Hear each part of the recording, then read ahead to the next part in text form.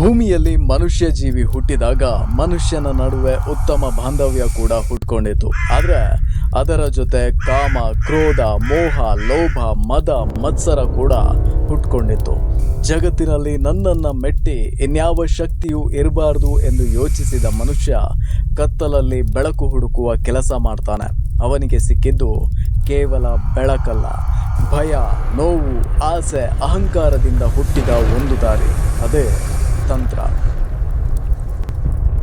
ಬೈರ ಹೆಂಡತಿ ಕೈಯಲ್ಲಿ ಕೋಳಿ ಹಿಡ್ಕೊಂಡು ಹೋಗ್ತಾ ಇರೋದನ್ನ ನೋಡಿ ಹೆಂಡತಿಯ ಹಿಂದಿನಿಂದ ಹೋಗಿ ಕರೀತಾನೆ. ಹೆಂಡತಿ ಕಲ್ಯಾಣಿ ಏನೂ ಕೇಳಿಸದೆ ಇರೋ ಥರ ಹೋಗಿ ತಾವು ಬಂದ ದಾರಿಯನ್ನೇ ತೋರಿಸ್ತಾ ಇರ್ತಾಳೆ. ಗಂಡ ಬೈರ ಏನೂ ಅರ್ಥ ಆಗದೆ ಹೆಂಡತಿಯನ್ನ ಜೋರಾಗಿ ಕರೀತಾನೆ. ಹೆಂಡತಿ ಕೈಯಲ್ಲಿರುವಂತಹ ಕೋಳಿಯನ್ನ ರಪ್ ಅಂತ ಬಿಸಾಕ್ತಾಳೆ. ಬೈರ ಏನೂ ಕೇಳಲ್ಲ, ಸೀದಾ ಹೆಂಡತಿನ ಕರ್ಕೊಂಡು ಬಂದು ಮಲಗಿಸ್ತಾನೆ. ಆದರೆ ಒಳಗಿದ್ದ ಮಗು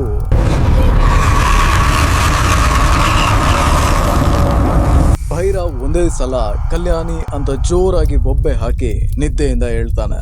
ನೋಡ್ಬೇಕಾದ್ರೆ ಅವನ ಮುಖದಲ್ಲಿ ಕಪ್ಪು ಕಲೆ ಕಾಣಿಸುತ್ತೆ. ಬೈರ ಕಲ್ಯಾಣಿಯನ್ನ ಕಾರ್ವಾಕ ಎಂಬಲ್ಲಿಂದ ಮದುವೆ ಆಗುವುದಕ್ಕೆ ಮುಖ್ಯ ಕಾರಣ ಇದ್ದಿದ್ದು ಆತನ ತಾಯಿ. ಬೈರನ ತಾಯಿಯ ಹುಟ್ಟೂರು ಕಾರ್ವಾಕನೇ ಆಗಿತ್ತು. ಬೈರ ಬೆಳಿಗ್ಗೆ ಆಗ್ಬೇಕಾದ್ರೆ ತನ್ನ ಕಾರ್ ಹಿಡ್ಕೊಂಡು ಹೋಗ್ತಾನೆ.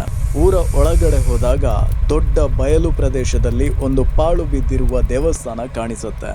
ಬೈರ ಸೀದಾ ಕಾರ್ ತಗೊಂಡು ದೇವಸ್ಥಾನದ ಹತ್ತಿರ ಹೋಗ್ತಾನೆ. ದೇವಸ್ಥಾನ ನೋಡ್ತಾ ನೋಡ್ತಾ ಬೈರನ ಬದಿಯಲ್ಲಿ ಒಬ್ಬ ಮುದುಕ ಬಂದು ನಗ್ತಾ ಇರ್ತಾನೆ. ಬೇಡ, ಇದರ ಹತ್ರ ಹೋಗ್ಬೇಡ, ಇವಳು ಬೂದಿಯಲ್ಲಿರೋ ಕೆಂಡ, ಮುಟ್ಬೇಡ ಅಂತ ಹೇಳಿ ಮುದುಕ ಅಲ್ಲಿಂದ ಸೀದಾ ಹೋಗ್ತಾನೆ.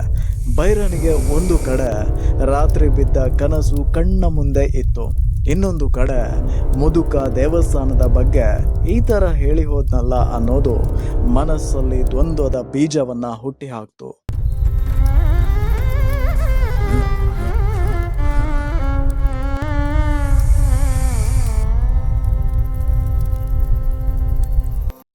ಮನೆಗೆ ಬಂದಾಗ ಬೈರ ತನ್ನ ಮನೆಯ ಒಂದು ಬದಿಯಲ್ಲಿ ನಿಂಬೆ ಮೇಲೆ ರಕ್ತ ಚೆಲ್ಲಿರೋದನ್ನ, ಇನ್ನೊಂದು ಬದಿಯಲ್ಲಿ ಕಪ್ಪು ಬಳೆಗಳು ಮುರಿದು ಬಿದ್ದಿರೋದನ್ನ ಗಮನಿಸ್ತಾನೆ. ಬೈರನ ಮನಸ್ಸಲ್ಲಿ ಮತ್ತೆ ಮತ್ತೆ ಒಂದೇ ಪ್ರಶ್ನೆ ಹುಟ್ಟತ್ತೆ, ಅಲ್ಲ ನಾನು ಬಂದಿರೋದು ಯಾಕೆ ಮತ್ತು ಇಲ್ಲಿ ಏನಾಗ್ತಿದೆ ಅಂತ. ನಿಜವಾಗಿ ಬೈರನ ಮನಸ್ಸಲ್ಲಿ ಇದ್ದಿದ್ದು ಪ್ರಶ್ನೆ ಅಲ್ಲ, ಉತ್ತರ. ರಾತ್ರಿ ಬೈರ ಮಲಗಿರೋದಿಲ್ಲ, ಹಾಗೆ ನಿದ್ದೆ ಬಂದಿರೋ ಹಾಗೆ ಮಾಡ್ತಾ ಇರ್ತಾನೆ. ಪಕ್ಕದಲ್ಲೇ ಇದ್ದ ಹೆಂಡತಿ ರಪ್ ಅಂತ ಎದ್ದು ಹೊರಗಡೆ ನಡೆಯೋದಿಕ್ಕೆ ಶುರು ಮಾಡ್ತಾಳೆ. ಬೈರ ಅವಳನ್ನ ಗೊತ್ತಿಲ್ಲದೆ ಇರೋ ತರ ಹಿಂಬಾಲಿಸಿಕೊಂಡು ಹೋಗ್ತಾನೆ. ಹೋಗ್ತಾ ಹೋಗ್ತಾ ಇವಳು ಬೈರ ಚೆನ್ನಾಗಿದೆ ಮರ ಅಂತ ನೋಡಿದ್ದಂತಹ ಮರದ ಹತ್ರನೇ ನಡ್ಕೊಂಡು ಬಂದು ಕರ್ಕಶ ಧ್ವನಿಯಲ್ಲಿ ಮಾತಾಡೋದಿಕ್ಕೆ ಶುರು ಮಾಡ್ತಾಳೆ. ನೋಡಿದ್ಯಾ, ಆವತ್ತು ನಮ್ಮ ಮೇಲೆ ಕೈ ಇಟ್ಟೆ, ಇವತ್ತು ನಿನ್ನ ದಿನ ಹತ್ತಿರ ಬಂತು, ಇನ್ನು 8 ರಾತ್ರಿ ಕಳೆದ್ರೆ ಅಮಾವಾಸ್ಯೆ ರಾತ್ರಿ, ಆವತ್ತು ನಿನ್ನ ಕರ್ಮದ ತೀರ್ಮಾನ ನಾವು ಮಾಡ್ತೇವೆ ಅಂದ ತಕ್ಷಣ ತಲೆ ತಿರುಗಿ ಕೆಳಗಡೆ ಬೀಳ್ತಾಳೆ.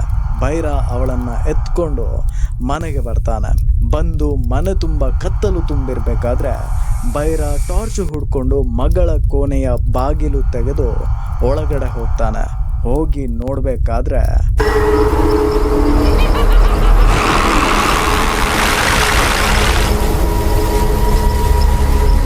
ಬೈರ ಮಗಳ ಈ ಪರಿಸ್ಥಿತಿ ನೋಡಿ ಬಾಗಿಲ ಚಿಲಕ ಗಟ್ಟಿಯಾಗಿ ಹಾಕಿ ಹೊರಗಡೆ ಓಡಿ ಬರುವುದಕ್ಕೆ ನೋಡ್ಬೇಕಾದ್ರೆ ದೇವಸ್ಥಾನದ ಹತ್ತಿರ ಸಿಕ್ಕ ಮುದುಕ ನಗ್ತಾ ಹೊರಗಡೆ ಹೋಗೋದನ್ನ ಒಳಗಿನಿಂದಲೇ ನೋಡ್ತಾನೆ. ಬೈರನ ಹತ್ತಿರ ಭಯ ಹತ್ತಿ ಕೂತ್ಕೊಳ್ಳತ್ತೆ. 8 ದಿನ ಕಳೆದ್ರೆ ಏನಾಗತ್ತೆ, ಏನಿದೆಲ್ಲ ನಮ್ಮ ಜೊತೆ ಯಾಕೆ ನಡೀತಿದೆ ಅಂತ.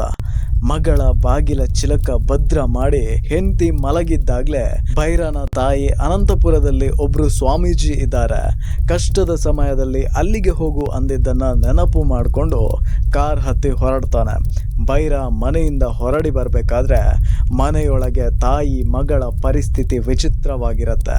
ಬೈರ ಮಾರನೇ ದಿನ ಸಂಜೆ ಸ್ವಾಮೀಜಿ ಹತ್ರ ತಲುಪ್ತಾನೆ. ಸ್ವಾಮೀಜಿಗೆ ತನ್ನ ಪರಿಚಯವನ್ನ ಹೇಳಿ ನನ್ನ ಮಗಳು ಮತ್ತು ಹೆಂಡತಿಯ ಪರಿಸ್ಥಿತಿ ಹೀಗಾಗಿದೆ ಅಂತ ಹೇಳ್ತಾನೆ. ಆಗ ಸ್ವಾಮೀಜಿ ಬೈರನ ಮುಖದಲ್ಲಿ ಕಪ್ಪು ಕಲೆ ಇರೋದನ್ನ ಗಮನಿಸ್ತಾರೆ. ನೇರವಾಗಿ ಬೈರನನ್ನ ನೆಲಮಾಳಿಗೆಗೆ ಕರ್ಕೊಂಡು ಹೋಗ್ತಾರೆ. ಅಲ್ಲಿಗೆ ಹೋಗಿ ಒಂದು ಪುಸ್ತಕವನ್ನ ತೆಗೆದು ಬೈರನಿಗೆ ತೋರಿಸೋದಿಕ್ಕೆ ಶುರು ಮಾಡ್ತಾರೆ. ನೋಡು ಬೈರ, ಇದು ನಿನ್ನೆ ಮೊನ್ನೆ ಶುರುವಾದ ಸಮಸ್ಯೆ ಅಲ್ಲ. ನಿನ್ನ ಮಗಳ ಮೇಲೆ ಕರ್ವಮಾಲಿ ಎನ್ನುವ ಮಾಂತ್ರಿಕನ ಶಕ್ತಿ ಸೇರ್ಕೊಂಡಿದೆ.